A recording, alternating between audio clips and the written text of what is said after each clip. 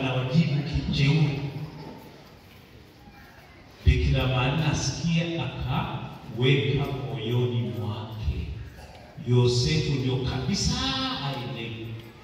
Nasema huyu mama mtoto alipata wanje au wanasema amezaliwa kwa nguvu ya Roho Mtakatifu. Mungu wake nashindwa kuelewa. Jamani, Mungu ni fumbo.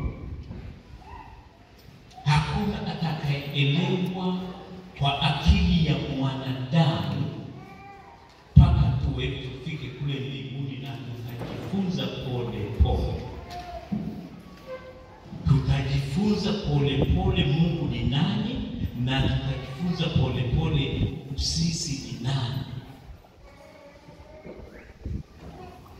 Dunia nzima Mungu sisi Papa Yohane Paulo wa kwanza alikuwa anasema Mungu ni mama, lakini mimi kule Ufaransa nilisema kabla karibu nifukuzwe, wanasema unapotosha. Kumbe kwa waila Mungu ni mama, sio baba. Sisi tunamwambia siku zote mama, utusamehe. Mama, weka mkono wako juu ya mataifa wako. Sisi wote ni mataifa. Wanadamu wanazidi kuwa mataifa, lakini pamoja na hayo, uliona mvua inamwagiliwa kila shamba, kuna mtu shamba lake limeruka. Upendo wa yule mama ni wa ajabu. Anapenda watoto wake hata kama ni matahira kuliko kitu kingine chochote. Kuna siku moja tulikuwa tunauliza, hivi mwanadamu, Mungu ana shida gani na huyu mwanadamu ambaye anafanana na nyani? Tukagundua figo moja iliyotengenezwa na huyo Mungu ni bilioni 4 kule Ufaransa. Figo tu, una figo 2 bilioni 8. Ni tajiri wa aina gani aliye na ukiuza tu moja alafu kauza vitu mambo mengine? Kidole kimoja ni milioni 92 kule Malawi.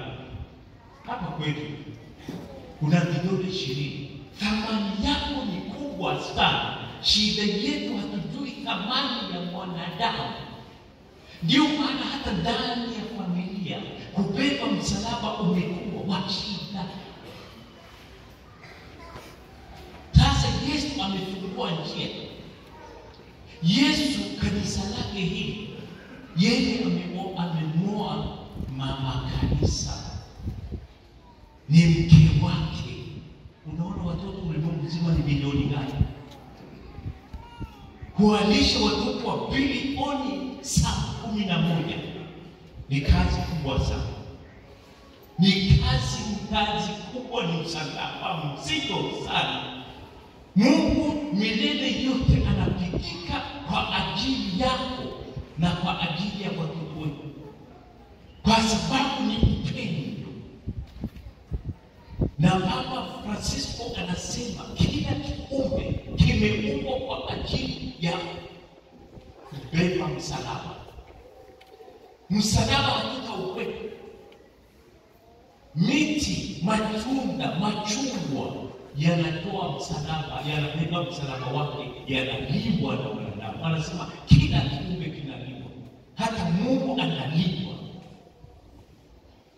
Watu wengi hawa dunia nzima wanamla Yesu. Ekaristi Takatifu ni Mungu mwenyewe analiwa ili ubadilike kwa Mungu. Kwa kawaida ukila chakula kinabadilika kuwa wewe, chakula kinakuwa mwanadamu. Unakula nyama zinakuwa mwanadamu, alafu tunawakilisha mbele ya sifa na kwa mwanadamu ya Bwana. Kwa hiyo Yesu yeye unapokula unabadilishwa kuwa mimi. Kwa hiyo ndugu zangu, msalaba aliobeba Yesu ni mfano kama pepo kule kwetu. Kabla ya kuoa mwanaume lazima umue simba. Yesu amekuwa simba, amebeba msalaba, amemua simba, amekubali kufa, ni pambana na simba.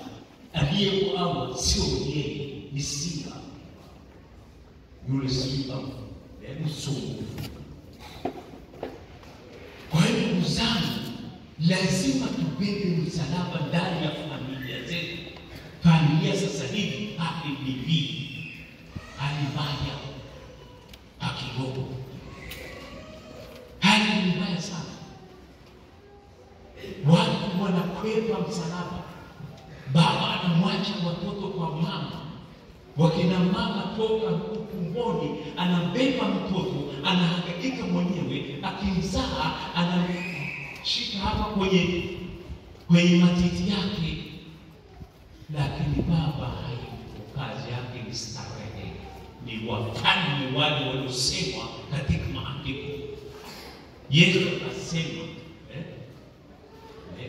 yeye alisema yeye ni mfalme, lakini sio wa wafalme wengi. Kazi yao kubwa ni kutafuta matumbo yao. They are after their bellies. Matumbo.